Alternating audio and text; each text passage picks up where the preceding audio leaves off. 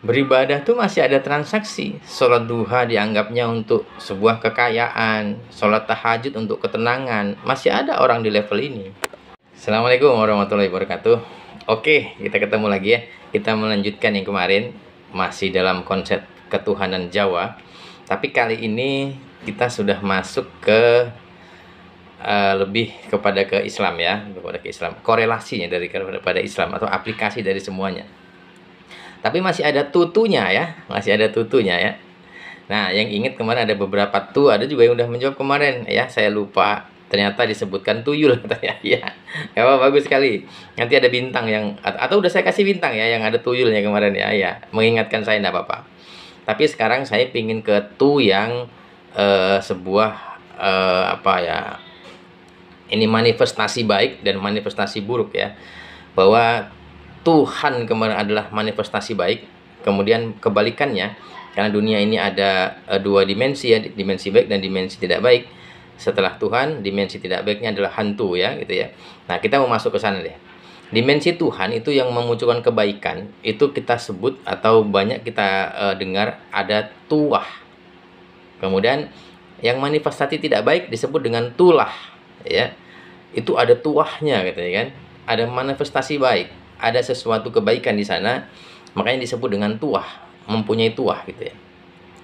Nah, inilah kemudian nanti seorang pemimpin itu harus mendapatkan kekuatan dari atau seorang pemimpin itu harus mempunyai tuah atau mempunyai tulah ya. Kalau dia mencari dari jalur baik, itu mencari menjadi seorang pemimpin itu mendapatkan tuah. Dan kalau seorang pemimpin dari sesuatu yang tidak baik, itu dia mempunyai tulah ya. Dua-duanya mempunyai kekuatan tapi dari manifestasi yang berbeda. Ya, ada dong yang seperti ini ya di lingkungan kita adalah ya. Mencari atau sesuatu itu dari kebaikan atau tidak baik. Seperti contohnya lah, ya banyak sekali lah ya, tidak usah saya sebutkan satu persatu ya. Paham sendiri bagaimana kita mendapatkan sesuatu dari hal yang baik dan sesuatu yang tidak baik. Ya, kemudian itulah seperti itu. Kemudian orang-orang yang mempunyai tuah itu ingat nggak kita sebut dengan orang tua. Golek ke wong tua misalnya ya. Wong tua dalam hal ini, tua itu bukan hanya umurnya banyak saja tidak, tapi dia udah matang secara pengalaman, mempunyai kedalaman ilmu yang baik gitu ya. Kemudian orang yang mempunyai tuah di jalur kebaikan ya, bisa jadi dia masih muda tapi mempunyai matang secara spiritual. Itu artinya mempunyai tuah tadi itu ya. Ya, paham lah ya, banyak lah di antara kita mendatangi guru-guru spiritual yang walaupun dia masih muda, dia masih ada ya gitu. Nah, itulah kenapa disebut dengan orang tua ya. Tua itu dalam arti tadi itu ya. Misalnya anak muda yang mempunyai kedalaman spiritual, misalnya orang yang dituakan padahal dia masih muda gitu ya. Nah, kalau apa namanya, para penceramah itu biasanya dia menyebutkan yang saya hormati gitu kan. Ada para ulama, para ini kan yang orang-orang yang dituakan, sesepuh agama, sesepuh masyarakat gitu ya. Sesepuh atau dengan tua yang dituakan walaupun dia masih muda. Kan disebut juga seperti itu ya. Nah, kemudian kita masuk ke lebih dalam ya, bahwa ada 4 golongan di agama Kapitayan. Ya, 4 golongan nih, kita singkat saja nih kali ini ya. Golongan yang paling tinggi di agama Kapitayan itu disebut dengan tutuk. Tutuk itu sudah sampai, sudah sempurna tutuk. Nah, ini biasanya yang seperti ini adalah para sufi, para wali gitu ya. Kemudian tidak ada lagi yang dia harapkan kecuali ketemu Sang Hyang Toyo. Dunia itu sudah tidak ada terkecuali hanya Sang Hyang Toyo. Nah, ini untuk para sufi, para wali. Kalau kayak kita mungkin belum lah, atau mungkin salah satu di antara kita yang nonton ini sudah ada yang sampai di sana ya, selamat.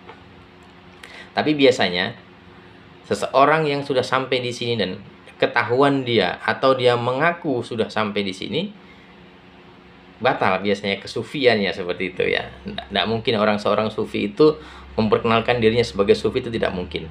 Bahkan kalau dia sudah ketahuan dia adalah seorang sufi, itu dia sudah tidak anggap lagi menjadi sufi. Ya, gitu lah ya, orang-orang seperti itu. Kemudian orang yang kedua itu dikenal dengan kata tuhu. Ya, tuhu ini lebih mirip sebetulnya dengan tutuk, tetapi ada harapan-harapan yang masih dia harapkan atau diimpikan. Seperti contohnya orang tuhu itu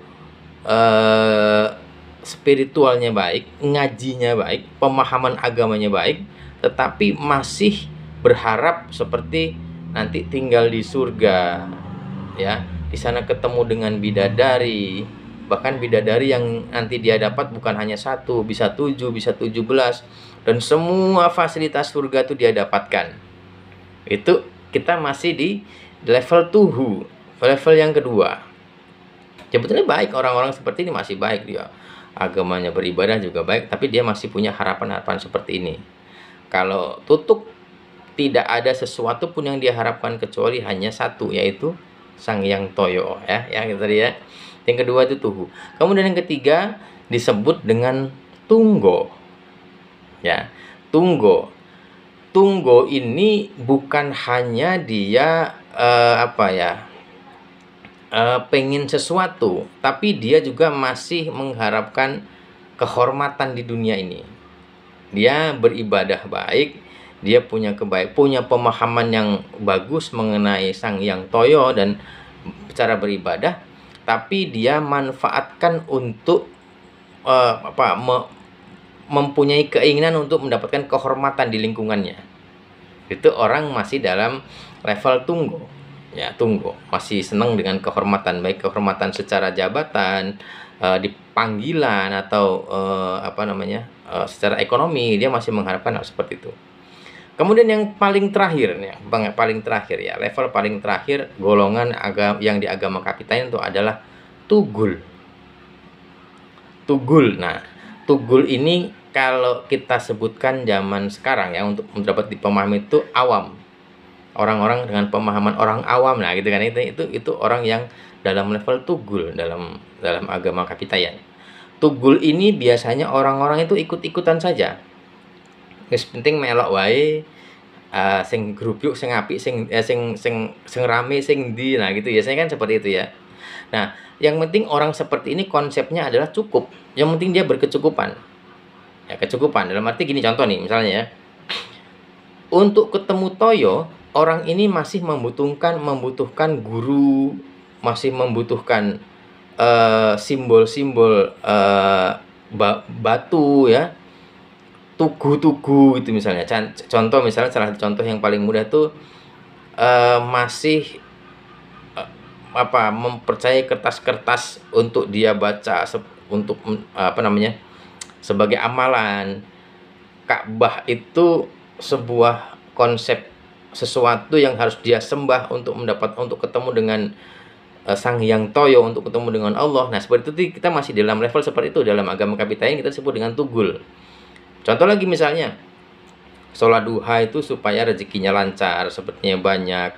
Kalau sholat tahajud itu untuk ketenangan diri, itu kita harus sholat tahajud dan sebagainya, ya.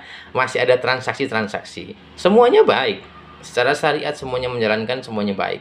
Tapi level itulah yang diklasifikasikan di agama Kapitayan, ya.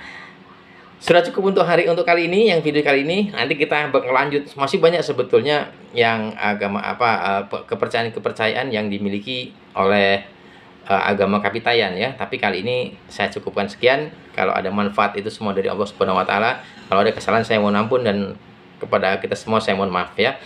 Assalamualaikum warahmatullahi wabarakatuh.